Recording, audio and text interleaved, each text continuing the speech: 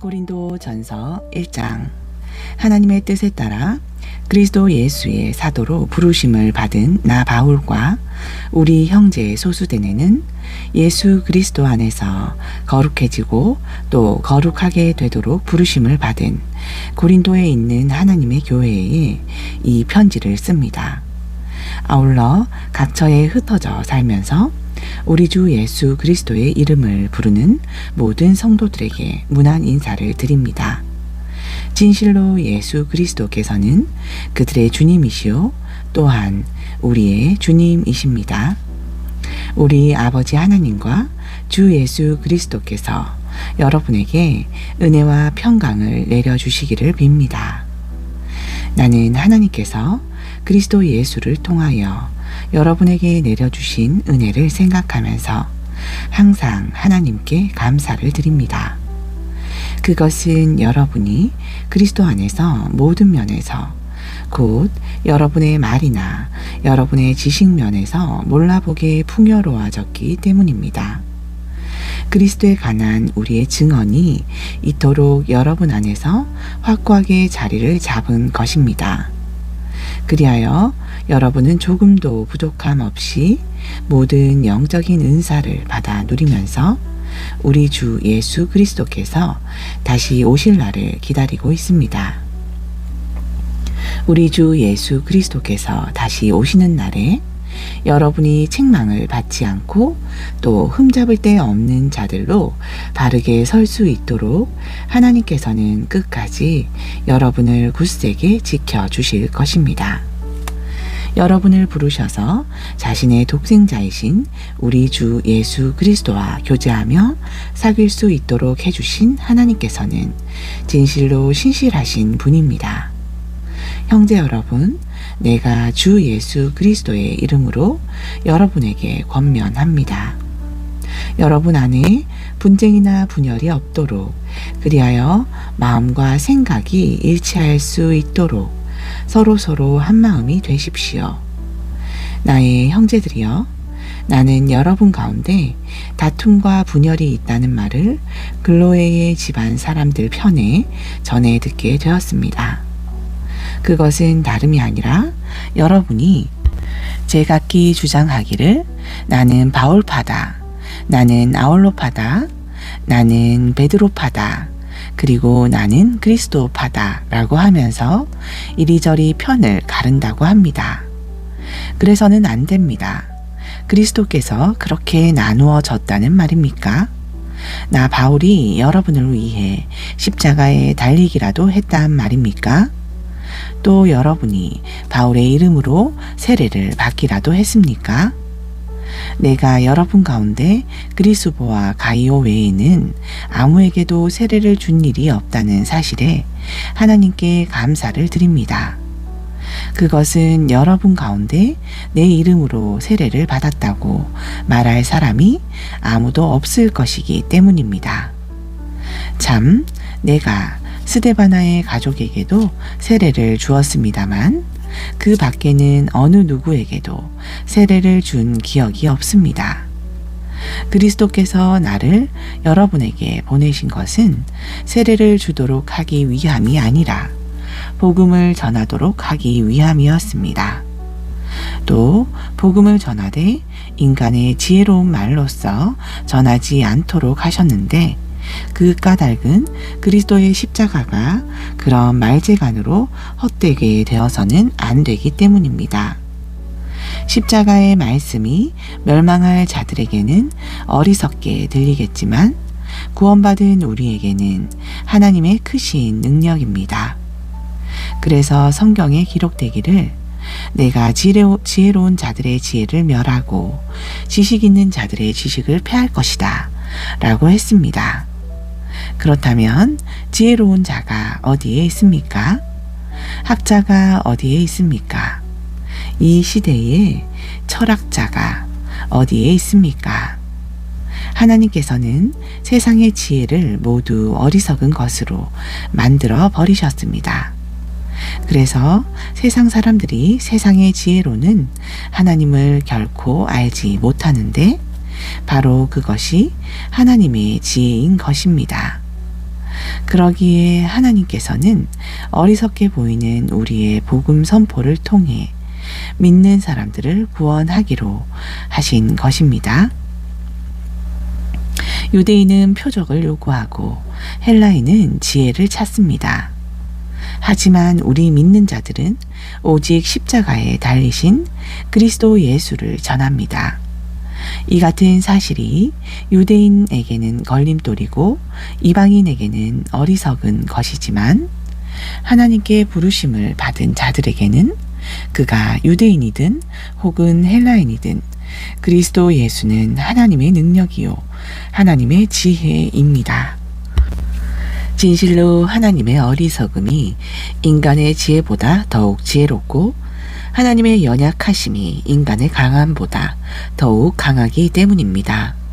형제들이여, 여러분이 하나님께 처음 부르심을 받았을 때 여러분의 처지가 어떠했는지 한번 생각해 보십시오. 인간적인 기준으로 볼 때 여러분 중에는 지혜로운 사람이 많지 않았고 영향력 있는 사람도 많지 않았으며 좋은 가문에서 태어난 사람도 많지 않았습니다. 하지만 하나님께서는 세상의 지혜로운 자들을 부끄럽게 하시려고 어리석어 보이는 자들을 택하셨고 세상의 강한 자들을 부끄럽게 하시려고 연약해 보이는 자들을 택하셨습니다. 이처럼 하나님께서는 이 세상에서 힘 있다고 자랑하며 잘난 체 하는 자들을 낮추시며 무력하게 하시려고 비천한 자들과 업신여김 받는 자들과 보잘것없는 사람들을 택하셨습니다. 이처럼 하신 것은 어느 누구도 하나님 앞에서 스스로를 자랑하지 못하도록 하기 위해서입니다. 그러나 여러분은 하나님의 부르심을 받고 그리스도 예수 안에 있는 자들입니다.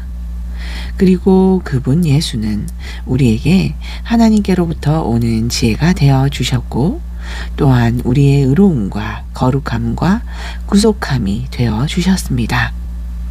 그러므로 이것은 성경에 기록되기를 누구든지 자랑하려거든 주님 앞에서 자랑하라 함과 같습니다. 2장 형제들이여, 내가 여러분에게 가서 하나님의 말씀을 전할 때 유식한 말이나 인간의 지혜로 하지 않았습니다. 그것은 내가 여러분과 함께 있는 동안 여러분 가운데서 예수 그리스도 곧 십자가에 못 박혀 죽으신 그분 외에는 아무것도 생각하지 않기로 작정했기 때문입니다. 내가 여러분에게 가서 여러분과 함께 있을 때 나는 실로 연약하고 두려웠으며 몹시 떨었습니다. 그래서 내가 여러분에게 전하는 말과 설교는 그리 지혜롭지도 못했고 설득력 있는 것도 아니었습니다.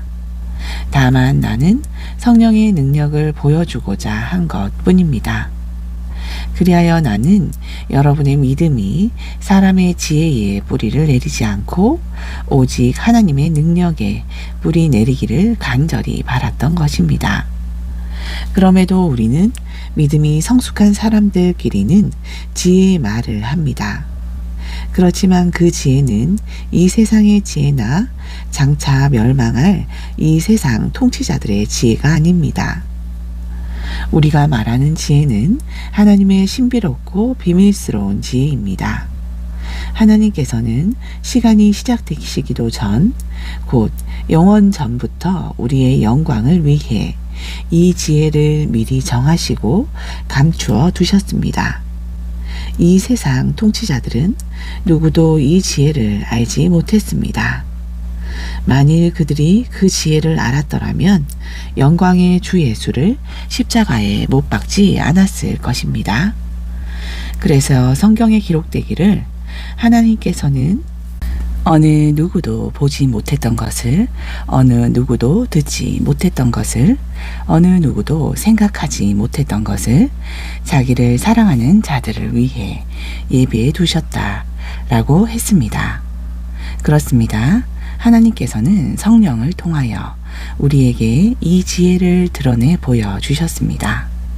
모든 것을 살피시는 성령께서는 하나님의 가장 깊은 비밀스러운 경륜까지도 다 살피시는 분입니다. 사람 속에 있는 그 사람의 영이 아니고서야 누군들 그 사람의 생각을 알겠습니까?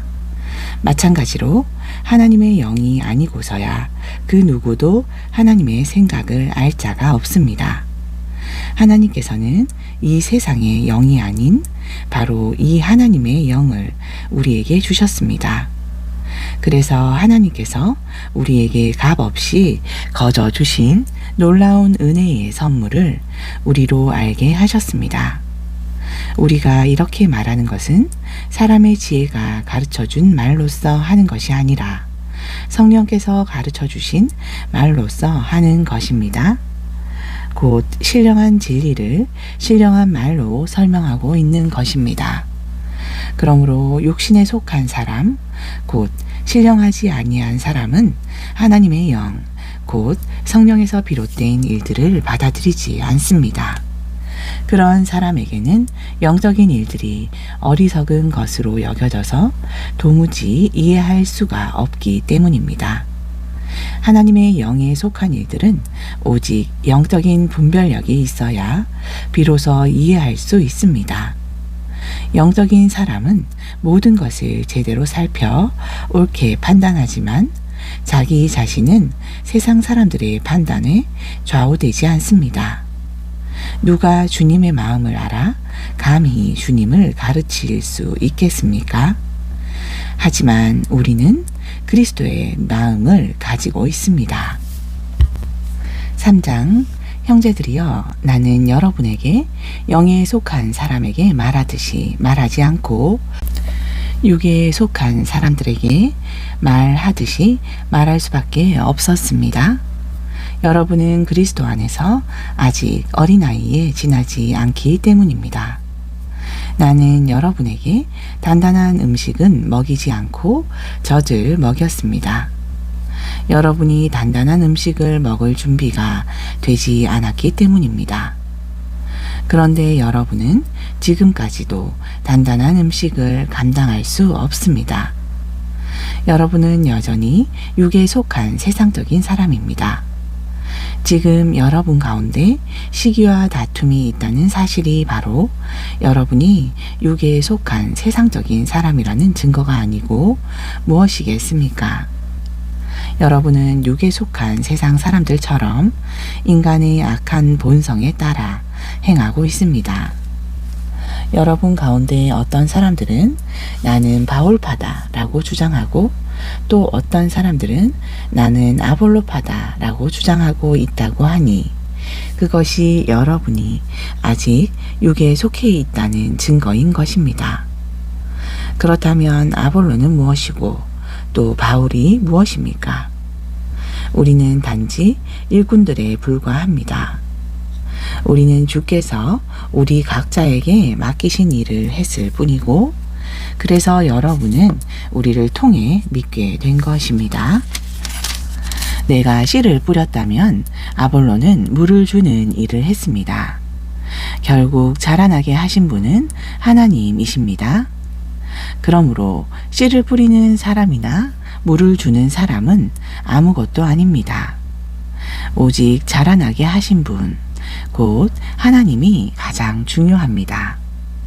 씨를 뿌린 사람과 물을 준 사람은 똑같은 일꾼으로서 그들은 각자 자기가 수고한 만큼 하나님께 품삯을 받게 될 것입니다. 우리는 하나님의 일을 하는 동역자이고 여러분은 하나님의 밭이며 하나님께서 세우신 집입니다. 나는 내게 주신 하나님의 은혜로 한 사람의 지혜로운 건축자가 되어 기초를 놓았고 다른 사람이 그 기초 위에 집을 세우고 있습니다.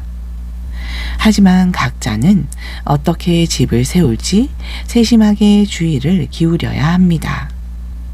아무도 이미 놓아진 기초, 곧 참된 기초이신 예수 그리스도 외에 다른 기초를 놓아서는 절대로 안 됩니다. 바로 그 기초 위에 누가 금이나 은이나 보석이나 나무나 풀이나 집 등을 사용하여 집을 짓는다면 그에 따라 각 사람이 한 일이 그대로 드러나게 될 것입니다. 그날이 오면 그가 한 일이 밝히 드러나게 될 것입니다. 그리고 각 사람이 지은 집은 불로써 그 질을 검증받게 될 것입니다. 그래서 자신이 지은 집이 불을 견디고 그대로 남아있게 되면 그 사람은 상을 받게 될 것입니다. 그러나 자신이 지은 집이 불에 타버리면 그 사람은 상을 잃고 말 것입니다. 그런 사람이라도 비록 자신은 구원을 받겠지만 그 모습이 불 속을 탈출하여 간신히 목숨을 건진 사람처럼 될 것입니다. 형제 여러분, 여러분은 자신이 하나님의 성전인 줄을 알지 못합니까? 여러분 안에 하나님의 성령이 계신다는 것을 알지 못합니까? 누구든지 하나님의 성전을 허물면 하나님께서는 그 사람을 멸망시키실 것입니다. 하나님의 성전은 거룩합니다. 여러분이 바로 하나님의 성전입니다. 아무도 자신을 속이지 마십시오. 만일 여러분 가운데 이 세상에서 지혜롭다고 생각하는 사람이 있다면 어리석은 바보가 되어야 합니다. 그래서 참으로 지혜로운 사람이 될 수 있습니다. 이 세상의 지혜는 하나님께서 보실 때는 아주 어리석은 것입니다.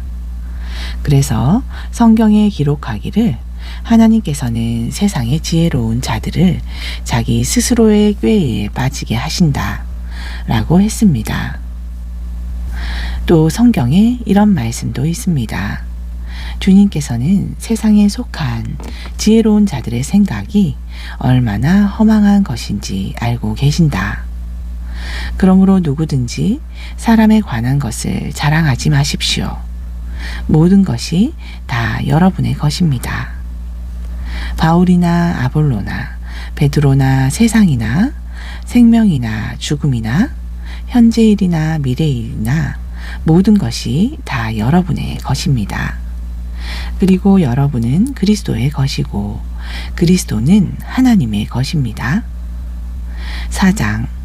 그렇다면 여러분은 마땅히 우리를 그리스도의 일꾼이요 하나님의 복음의 비밀을 맡은 사람들로 보아야 합니다. 그리고 맡은 사람들에게 요구되는 가장 중요한 것은 신실함입니다. 여러분이 나를 어떻게 판단하든 또는 세상 법정이 나를 어떻게 판단하든 그런 것은 내게 조금도 문제가 되지 않습니다. 사실 나도 나 자신을 판단하지 않습니다. 나는 내 양심에 조금도 거리끼는 일이 없지만 그렇다고 그것이 내가 죄 없이 의롭다는 것은 아닙니다. 나를 판단하시는 분은 오직 주님이십니다. 그러므로 정해진 때가 오기 전, 곧 주께서 다시 오실 때까지는 아무것도 미리 판단하지 마십시오. 주께서 오시면 어둠 속에 감추어져 있던 모든 것들이 밝히 드러내실 것입니다. 또한 우리 마음속 깊은 곳의 생각들까지도 다 드러내실 것입니다. 그때의 각 사람은 하나님께로부터 칭찬을 받을 것입니다.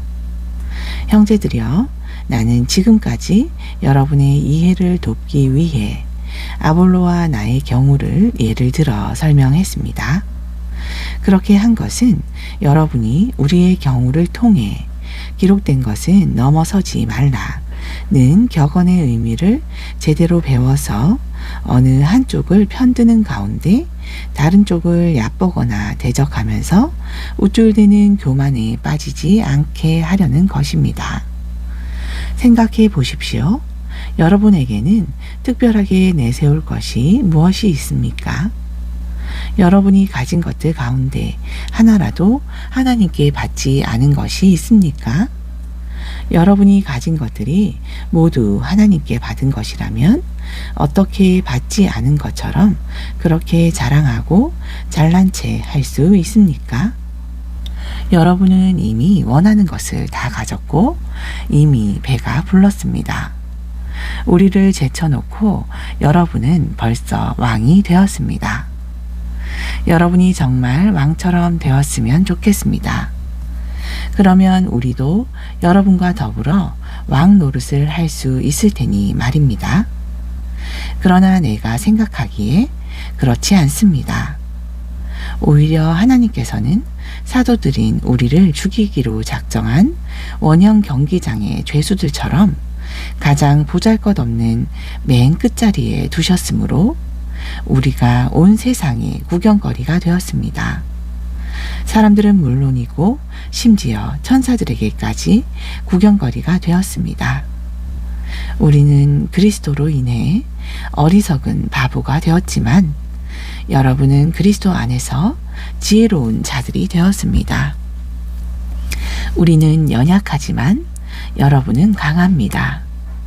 우리는 낮고 비천하지만 여러분은 높고 귀합니다. 바로 이 시간까지도 우리는 굶주리고 목마르고 헐벗고 얻어맞고 정처 없이 떠돌고 있습니다.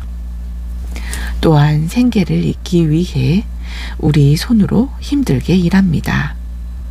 누가 우리를 욕하면 우리는 그를 축복하고 누가 우리를 박해하면 우리는 그것을 참고 견딥니다.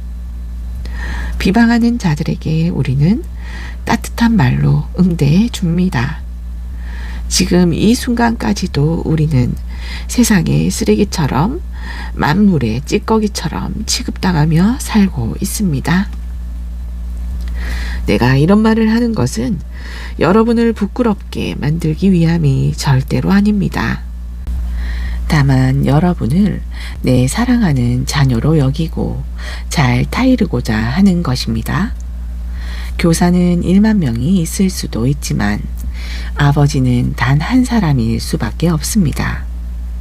저는 그리스도 예수 안에서 복음을 통해 여러분을 낳았으므로 여러분의 아버지가 되었습니다. 그러므로 여러분에게 진심으로 권면합니다. 여러분은 나를 본받도록 하십시오. 이런 이유로 나는 주님 안에서 얻은 나의 사랑하는 아들, 곧 주님께 충성하는 신실한 디모데를 여러분께 보냅니다. 그는 내가 모든 교회에서 똑같이 가르치고 있는 바 그리스도 예수 안에서 행하며 살아가는 나의 생활 방식을 여러분에게 일깨워 줄 것입니다. 여러분 중에는 내가 여러분을 찾아가지 않을 줄 알고 교만하게 행동하는 사람이 있습니다. 그러나 주님께서 허락하신다면 나는 곧장 여러분에게로 달려갈 것입니다. 그래서 교만한 사람들이 그냥 말로만 큰 소리를 치는 것인지 아니면 참으로 능력을 가지고 있는 것인지 직접 확인해 볼 생각입니다. 하나님의 나라는 말에 있지 않고 오직 능력에 있기 때문입니다. 여러분은 어느 편을 택하겠습니까? 내가 여러분에게 채찍을 들고 가는 것이 좋겠습니까? 아니면 사랑과 온유한 마음을 가지고 가는 것이 좋겠습니까? 5장. 여러분 가운데 성적인 문란 행위가 있다는 이야기를 들었습니다. 심지어 자기 아버지의 아내를 데리고 사는 일까지 있다고 하는데 그런 짓은 이방 사람들에게도 없는 일입니다. 그러고도 여러분이 잘난 체를 할 수가 있습니까? 크게 통탄하고 마음 아파하면서 그런 짓을 저지른 자를 여러분 가운데서 쫓아내야 하지 않겠습니까? 내가 비록 몸은 여러분과 떨어져 있지만 마음은 늘 여러분 곁에 있습니다. 나는 여러분과 함께 있는 것과 마찬가지로 그런 짓을 행한 사람을 이미 심판했습니다. 여러분이 우리 주 예수의 이름으로 모일 때 나도 영으로서 여러분과 함께하고 또한 우리 주 예수의 권능이 함께하므로 여러분은 그런 사람을 당장 사탄에게 넘겨주도록 하십시오. 그렇게 하는 까닭은 비록 그 사람의 육신은 멸망하더라도 그 사람의 영은 주의 날에 구원을 얻게 하기 위함입니다. 자랑이 많은 것은 좋지 않습니다. 여러분은 작은 누룩이 밀가루 반죽을 부풀리는 것을 알지 못합니까? 여러분이 누룩을 넣지 않은 새 반죽이 될 수 있도록 죄악의 묵은 누룩을 제거하십시오. 우리의 유월절 어린 양이신 그리스도께서 우리를 위해 희생제물이 되셨으므로 사실 우리는 누룩 없는 사람들입니다. 그러므로 우리가 절기를 지키되 사악함과 해로움에 묵은 누룩이 들어간 빵으로 하지 말고 누룩이 들어가지 않은 성실함과 진실함의 빵으로 지키도록 합시다. 나는 앞서 여러분에게 써보낸 편지에서 성적으로 문란한 사람들과 어울리지 말라고 당부한 적이 있습니다. 그 말은 이 세상의 부도덕한 사람들이나 탐욕을 부리는 사람들이나 우상을 숭배하는 사람들 모두와 아예 상종도 하지 말라는 뜻이 아닙니다. 만일 그렇게 하려면 여러분은 이 세상 밖으로 나가야 할 것입니다. 하지만 이제 내가 성적으로 문란한 사람들과 어울리지 말라고 쓴 것은 스스로 신도라고 자처하면서도 성적으로 문란한 자나 탐욕을 부리는 자나 우상을 숭배하는 자나 남을 헐뜯는 자나 술꾼이나 사기꾼과는 어울리지 말고 그런 자들과는 음식도 함께 먹지 말라는 말입니다. 교회 밖에 있는 사람들을 판단하는 것은 내가 할 일이 아닙니다. 하지만 교회 안에 있는 사람들에 대해서는 여러분이 제대로 판단해야 마땅합니다. 교회 밖에 있는 사람들을 판단하는 일은 하나님께 맡겨 두십시오. 그러나 여러분 가운데서 못된 짓을 저지르는 자는 여러분이 교회 밖으로 쫓아내십시오. 6장 여러분 사이에 어떤 다툼이 생겼을 때 왜 그 일의 옳고 그름을 신도들 앞에서 가리려 하지 않고 세상 법정에 맡기려고 하십니까? 여러분은 신도들이 세상을 판단하게 될 것임을 알지 못하십니까? 이처럼 세상이 여러분에게 판단을 받아야 마땅할 터인데 어째서 여러분이 여러분 사이의 사소한 분쟁조차 판단할 능력이 없단 말입니까? 심지어 여러분은 천사들조차도 우리가 판단하게 될 것임을 알지 못합니까? 그럴진데 하물며 이 세상에 속한 일을 여러분이 어째서 감당할 수 없단 말입니까? 그런데도 여러분 사이에 생긴 사소한 분쟁거리를 놓고 어찌하여 여러분은 교회가 하찮게 여기는 세상 사람들을 여러분의 재판관으로 세운단 말입니까? 지금 내가 이 말을 하는 것은 여러분을 부끄럽게 하려는 것입니다. 도대체 교회 안에는 신도들 사이에 이런 분쟁을 해결할 만한 지혜로운 사람이 한 사람도 없단 말입니까?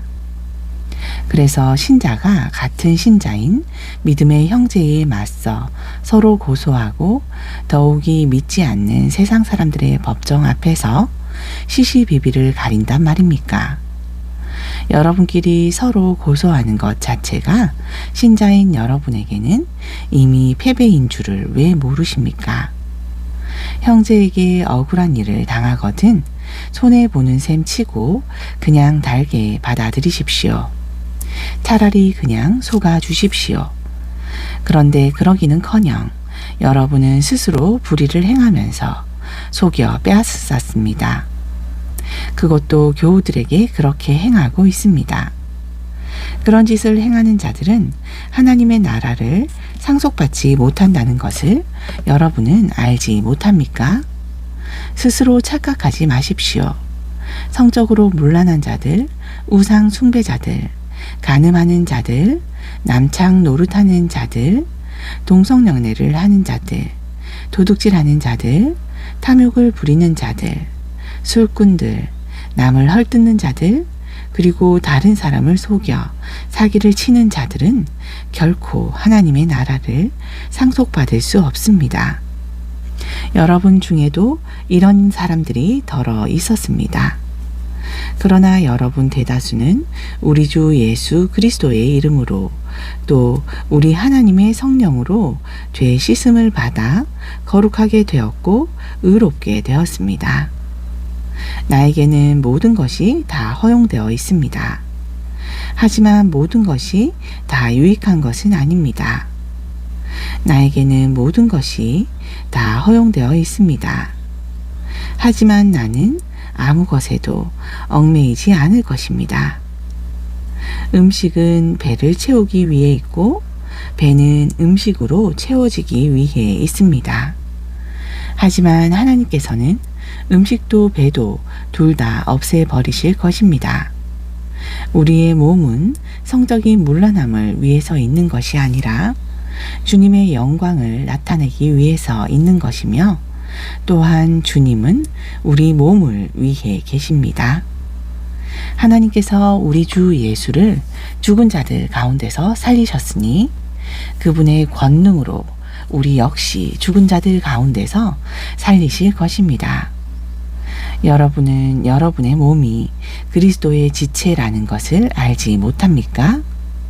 그러할진대 그리스도의 지체인 여러분이 창녀와 몸을 섞음으로써 창녀의 지체가 되게 해서야 되겠습니까? 절대로 그럴 수 없습니다. 창녀와 몸을 섞으면 그 사람은 창녀와 한 몸이 되어버린다는 것을 왜 알지 못한단 말입니까? 성경에 보면 두 사람이 결합하여 한 몸이 될 것이다 라는 말씀이 있습니다. 그러나 여러분이 자기 자신을 주께 바침으로써 주와 합한다면 여러분은 주와 한 영이 됩니다. 그러므로 성적으로 방탕해서는 결코 안 됩니다. 세상의 다른 모든 죄는 몸 밖에서 저질러지는 것이지만 성적인 음행의 죄는 자기 몸에게 죄를 짓는 것입니다. 여러분의 몸은 성령의 집입니다. 즉 여러분 안에는 하나님께로부터 주어진 성령이 상주하고 계시는 바 곧 성령의 집인 것입니다. 여러분의 몸은 여러분 자신의 것이 아닙니다. 하나님께서 값을 치르고 여러분을 사셨기 때문입니다. 그러므로 여러분은 모쪼록 여러분의 몸으로 하나님께 영광을 돌리십시오. 7장 이제 여러분이 편지에 써보낸 질문에 대해 말하겠습니다. 남자는 결혼을 하지 않는 편이 더 낫습니다. 그러나 그리하면 자칫 성적으로 문란해질 염려가 있기 때문에 남자는 저마다 결혼하여 자기 아내를 두고 여자 또한 결혼하여 저마다 자기 남편을 두도록 하십시오. 그래서 남편은 아내에게 배우자로서의 의무를 다하고 마찬가지로 아내도 남편에게 배우자로서의 의무를 다하도록 하십시오. 결혼을 하게 되면 아내의 몸은 더 이상 아내만의 것이 아니라 남편에게 속합니다. 마찬가지로 남편의 몸 또한 더 이상 남편의 것만이 아니라 아내에게 속합니다. 그러므로 결혼한 부부는 서로의 몸을 멀리 해서는 안 됩니다. 다만 기도에 전념하기 위해 얼마 동안 떨어져 지내기로 서로 합의한 경우에는 예외가 될 수 있습니다. 그렇더라도 그 뒤엔 즉시로 다시 합해야 합니다. 그것은 여러분이 홀로 있음으로 해서 절제하지 못하는 틈을 타서 사탄이 여러분을 유혹할까 염려되기 때문입니다. 지금 나는 여러분이 반드시 결혼해야 한다고 명령하고 있는 것이 아닙니다. 결혼하지 않는 편이 낫지만 만일 결혼하고 싶거든 얼마든지 결혼해도 좋다는 뜻일 뿐입니다. 사실 나는 누구나 나처럼 결혼하지 않고 지내기를 원합니다. 그러나 각 사람은 저마다 하나님께로부터 받은 은사가 달라서 이 사람은 이런 은사를, 저 사람은 저런 은사를 받습니다. 그러므로 나는 결혼하지 않은 사람과 과부들에게 말합니다. 여러분도 나처럼 결혼하지 않은 상태로 지낼 수 있으면 그냥 그대로 지내도록 하십시오. 하지만 절제를 할 수 없거든 결혼하도록 하십시오. 정욕에 불타는 것보다 결혼하는 편이 더 낫습니다. 결혼하신 분들에게 말합니다. 이것은 나의 말이 아니라 주님의 명령입니다. 아내는 남편과 헤어져서는 안 됩니다. 그러나 만일 남편과 헤어졌다면 재혼하지 말고 그대로 혼자 지내든지 아니면 남편과 화해하고 다시 남편에게 돌아가도록 하십시오. 그리고 남편도 아내를 버려서는 안 됩니다. 그 외의 분들에게 말합니다. 이것은 주님이 하신 말씀이 아니라 나의 권면입니다. 만일 어떤 형제가 믿지 않는 아내와 살고 있는데 그 아내가 남편과 계속 함께 살기를 원한다면 그녀와 헤어져서는 안 됩니다. 또 어떤 자매가 믿지 않는 남편과 살고 있는데 그 남편이 아내와 계속 함께 살기를 원한다면 남편과 헤어져서는 안 됩니다. 그것은 믿지 않는 남편이 자기의 믿는 아내를 통해 거룩하게 되었고 또한 믿지 않는 아내가 자기의 믿는 남편을 통해 거룩하게 되었기 때문입니다. 그렇지 않다면 여러분의 자녀는 부정하게 되겠지만 그것이 아닙니다. 이제 그들은 거룩합니다. 그러나 만일 믿지 않는 배우자가 헤어지기를 원한다면 그렇게 해도 됩니다. 믿는 형제나 믿는 자매가 그런 일에 얽매일 필요는 없습니다. 하나님께서는 자신의 자녀들이 평화롭게 살아가기를 원하십니다. 하지만 신중하십시오. 믿는 아내들이여, 당신이 당신의 남편을 이끌어 구원하게 될지 어떻게 알겠습니까? 믿는 남편들이여, 당신이 당신의 아내를 이끌어 구원하게 될지 어떻게 알겠습니까? 하지만 각 사람은 주께서 나누어 주신 은사대로 자기 분수에 따라 또한 하나님께서 부르신 대로 자기 처지에 따라 알맞게 살아가야 합니다. 이것이 모든 교회를 위해 내가 세운 원칙입니다. 주님께 부르심 받기 전에 이미 유대교의 할례를 받은 사람은 그 일로 염려할 필요가 없습니다. 또한 할례를 받지 않은 사람은 이제 와서 새삼 할례를 받을 필요가 없습니다. 할례를 받았느냐 혹은 할례를 받지 않았느냐 하는 것은 아무런 문제가 되지 않습니다. 정작 중요한 것은 하나님의 계명을 지키는 것입니다. 여러분은 각자 하나님께 부르심을 받았을 때에 그 처지에 따라 그대로 살아가십시오. 여러분이 종으로 있었을 때에 부르심을 받았습니까? 그것 때문에 마음을 쓰지 마십시오. 그러나 혹 자유인이 될 기회가 있거든 주저하지 말고 힘써 자유인이 되십시오. 비록 종의 신분일지라도 주님 안에서 부르심을 받았다면 그 사람은 주님께 속한 자유인입니다.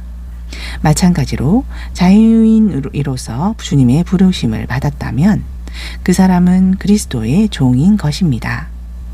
여러분 모두는 하나님께서 값을 치르고 사신 고귀한 몸이므로 부디 세상 사람의 종이 되지 마십시오. 형제들이여, 이처럼 여러분은 하나님께 부르심을 받았던 그 처지에 그대로 머물러 있으면서 하나님께 책임을 다하도록 하십시오. 이제 결혼하지 않은 처녀들에 대해서 말하겠습니다. 여기에 대해 주께서 내게 특별히 말씀하신 바는 없습니다. 그러나 주께서 주신 자비에 힘입어 믿을 만한 사람으로 평판이 나 있으니 내 생각을 여러분께 말씀드리고자 합니다. 앞으로 조만간 닥치게 될 큰 재난 때문에 나는 처녀들이 결혼하지 않은 현재의 상태로 지내는 것이 좋다고 생각합니다. 결혼하여 아내가 있는 사람은 아내와 헤어지려고 하지 마십시오. 만일 결혼을 하지 않는 상태라면 굳이 아내를 맞으려고 애쓰지 마십시오. 하지만 결혼을 한다고 해서 죄가 되는 것은 아닙니다. 마찬가지로 처녀가 결혼을 한다고 해도 죄가 되는 것은 아닙니다. 하지만 결혼한 사람들은 살아갈 걱정이 많게 마련이고 그런 이유에서 가급적이면 결혼을 하지 않는 것이 좋다고 나는 내 의견을 제시하고 있는 것입니다. 형제들이여, 내가 말하고 싶은 요지는 이것입니다. 주께서 다시 오실 때가 얼마 남지 않았으니 이제부터 아내가 있는 사람도 아내가 없는 사람처럼 살아가고 슬픔에 잠겨 있는 사람은 슬프지 않은 사람처럼 살아가며 행복에 겨운 사람은 행복하지 않은 사람처럼 살아가고 물건을 사들인 사람은 그 물건이 없는 사람처럼 살아가며 세상 것들을 사용하는 사람은 그것들을 다 사용하지 못하는 사람처럼 살아가도록 하십시오. 지금 우리가 눈으로 보는 이 세상 모습은 곧 지나가 버릴 것이기 때문입니다. 나는 여러분이 걱정하지 말고 살아가기를 바랍니다. 결혼하지 않은 남자는 어떻게 하면 주님을 기쁘시게 할 것인가 하면서 오로지 주님의 일을 걱정하며 살 수 있습니다. 하지만 결혼한 남자는 세상 일에 얽매이게 되고 또 어떻게 하면 자기 아내를 기쁘게 할 것인가 하면서 그쪽에 마음을 쓰게 됩니다. 따라서 그 사람의 마음은 나누어지게 마련입니다. 결혼하지 않은 여자는 몸과 마음을 주님께 오롯이 바치면서 주님의 일을 걱정하며 살 수 있습니다. 하지만 결혼한 여자는 세상 일에 얽매이고 또 어떻게 하면 남편을 기쁘게 할 것인가 하면서 그쪽에 마음을 쓰게 됩니다. 지금 내가 이런 말을 하는 것은 여러분의 유익을 위해서일 뿐 여러분을 제한하려는 것이 결코 아닙니다. 나는 여러분이 여기저기에 마음을 빼앗기지 않고 오직 주님을 섬기는 일에 온 마음을 전적으로 쏟을 수 있도록 도와드리고 싶습니다. 그렇지만 만일 누가 자기의 처녀 딸을 시집 보내는 것이 온당하다고 생각한다면 더구나 그 처녀 딸이 홍기를 놓쳐서 마땅히 얼른 시집 보내야겠다고 생각한다면 원하는 대로 그렇게 하십시오. 그것이 죄가 되는 일이 아니므로 얼마든지 결혼을 시켜도 됩니다. 그러나 꼭 결혼시킬 부득이한 이유가 없고 또 자기 딸을 자기 뜻대로 할 권리가 있어서 자신의 자유로운 결정으로 마음을 굳히고 자기들의 처녀 딸을 시집 보내지 않고 그대로 두기로 했다면 그것은 잘하는 일입니다. 그러므로 자기의 처녀 딸을 시집 보내는 사람도 잘하는 것이지만 시집 보내지 않는 사람은 더욱 잘하는 것입니다.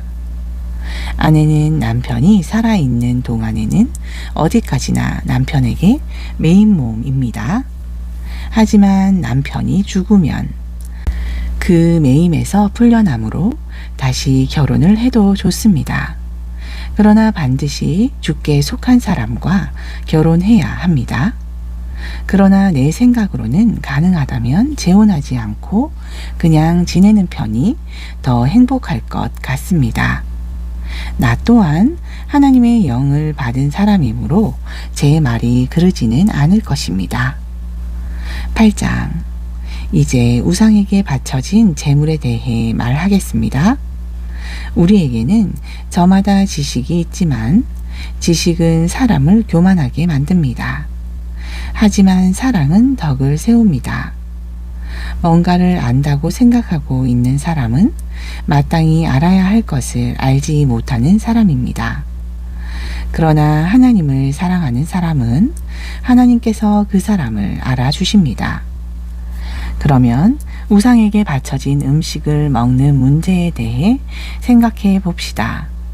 우리 모두가 잘 알다시피 세상의 모든 우상들은 아무것도 아니고 참된 신은 오직 하나님 한 분뿐입니다. 비록 하늘과 땅에 여러 신들이 있다고 믿는 사람들이 많지만 우리에게는 오직 아버지 되시는 하나님 한 분만이 계실 뿐입니다. 그분께서 만물을 창조하셨고 우리는 오직 그분의 영광을 위해서 살아갑니다. 또한 우리에게는 한 분이신 주 예수 그리스도가 계시는데 온 세상의 모든 것들이 그분으로 말미암아 존재하고 우리도 그분으로 인해 살아갑니다. 그러나 모든 형제들이 다 이 같은 지식을 갖고 있는 것은 아닙니다. 어떤 형제들은 예전에 우상을 숭배하던 습관에 젖어 있어서 그런 음식을 먹을 때는 그것이 정말로 우상에게 바쳐진 것인 줄 생각하고 그것을 먹을 때 양심에 걸려서 자기들이 더럽혀졌다고 생각합니다. 그러나 음식은 결코 우리를 하나님 앞에 내세워 주지 못합니다. 우리가 어떤 음식을 먹지 않는다고 해서 해로울 것도 없고 먹는다고 해서 이로울 것도 없습니다. 이처럼 여러분은 어떤 음식이든 가리지 않고 먹을 자유가 있지만 행여 믿음이 약하여 여러분의 그런 자유를 충분히 누릴 수 없는 형제에게는 걸림돌로 작용할 수도 있으니 삼가 조심해야 합니다. 지식을 갖고서 자유를 누리고 있는 여러분이 우상의 신당에 앉아 우상에게 바쳐진 음식을 먹는 것을 믿음이 약한 형제가 보게 된다면 그 사람은 양심의 거리낌을 느끼면서도 용기가 생겨 우상에게 바쳐진 음식을 먹게 되지 않겠습니까? 그렇게 되면 여러분의 지식이 결국 믿음이 약한 형제를 망하게 한 셈입니다. 우리 주 그리스도께서는 그 약한 형제를 위해서도 죽으셨습니다. 이런 식으로 여러분이 형제에게 죄를 지어 믿음이 약한 형제에게 상처를 주게 된다면 여러분은 그리스도께 죄를 짓는 셈이 됩니다. 그러므로 나는 확언합니다. 만일 내가 먹는 음식이 내 형제를 죄에 빠지게 한다면 내 형제가 내 음식으로 인해 걸려 넘어지지 않게 하기 위해서 나는 평생 고기를 먹지 않을 것입니다. 9장. 내가 자유인이 아닙니까? 내가 사도가 아니란 말입니까? 내가 우리 주 예수를 보지 못했다는 말입니까? 내가 주 안에서 열심히 일한 결과로 얻은 열매가 여러분이 아닙니까? 다른 사람들에게는 내가 사도로 여겨지지 않을지 몰라도 여러분에게만큼은 내가 분명히 사도입니다. 여러분이야말로 주 안에서 나의 사도 직분을 보증하는 인장이기 때문입니다. 나를 비판하는 사람들에 대하여 나는 이렇게 나 자신을 변호하고자 합니다. 우리에게는 먹고 마실 권리가 없습니까? 만일 나에게 믿음을 가진 아내가 있다면 나도 다른 제자들이나 주의 형제들이나 베드로처럼 아내를 데리고 다닐 수도 있는 게 아닙니까? 어찌 나와 바나바에게만 생계를 위해 직접 일하지 않고도 먹을 권리가 없다는 말입니까? 생각해 보십시오. 자기 비용을 써가면서 군대 생활을 하는 사람이 어디에 있습니까?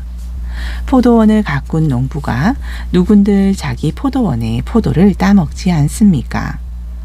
양이나 염소를 기르는 목자가 누군들 그 젖을 먹을 권리가 없단 말입니까? 내가 세상 사람들의 관점에 따라서만 이렇게 말하고 있다고 생각하십니까? 그렇지 않습니다. 율법에도 똑같은 말을 하고 있지 않습니까? 곧 모세의 율법에 보면 타작마당에서 곡식을 밟아 떠는 소의 입에 망을 씌우지 말라 하고 기록되어 있습니다. 하나님의 이 말씀이 어찌 단순히 소만 생각하고 하신 말씀이겠습니까? 이 말은 분명 우리 모두를 두고 하신 말씀일 것입니다. 그렇습니다. 이는 우리를 위해 기록된 말씀입니다. 밭을 갈거나 또 곡물을 타작하는 사람이 장차 자기 몫을 얻을 것이라는 소망을 가지고 일하는 것은 너무나 당연합니다. 이와 똑같습니다. 우리가 여러분에게 영적인 씨를 뿌렸다면 여러분에게서 물질적인 것을 얼마 거둔다고 해서 그것이 지나친 일이겠습니까? 다른 사람들도 여러분에게 물질적인 지원을 해달라고 권세를 내세우는데 우리에게는 더욱더 그럴 권리가 있지 않겠습니까? 그러나 우리는 한 번도 이런 권리를 내세우지 않았습니다. 오히려 우리는 행여 그리스도의 복음 전도에 지장을 줄까봐 어떤 것이든 참고 견뎌왔습니다. 성전에서 일하는 사람은 성전에서 나오는 음식을 먹고 제단에서 일하는 사람은 제물을 나누어 먹는다는 사실을 여러분은 진정 알지 못합니까?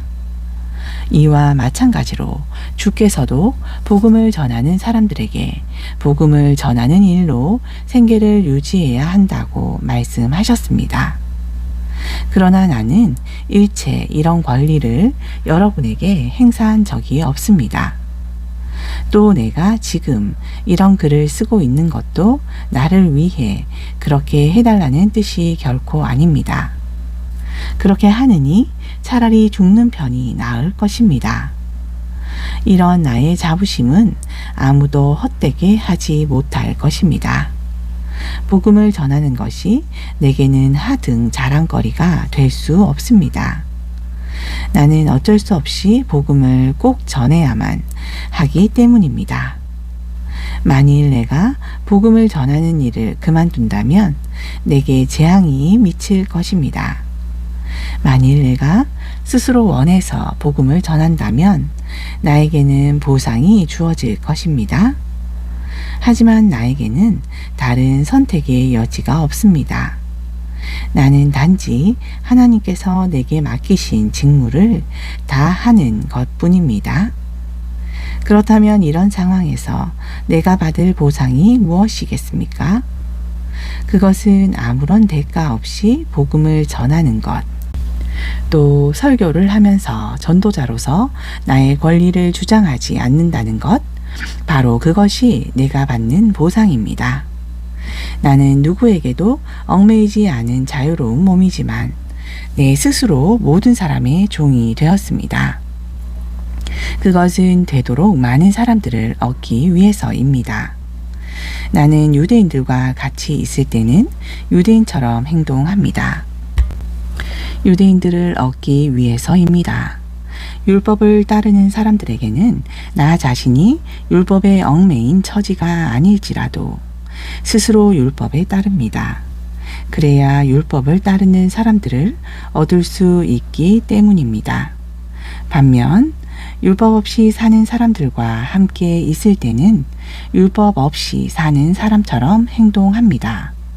비록 내가 하나님의 율법을 떠난 사람이 아니고 또 그리스도의 율법 아래 놓여 있는 사람이지만 그렇게 율법 없는 사람처럼 행동하는 것은 율법 없이 사는 사람들을 얻기 위해서입니다.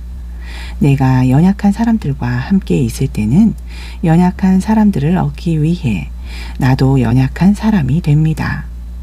어떤 사람이든 내가 그들과 같은 입장에 서려고 애쓰는 것은 어떻게든지 몇 사람이라도 구원으로 이끌고 싶은 바람 때문입니다.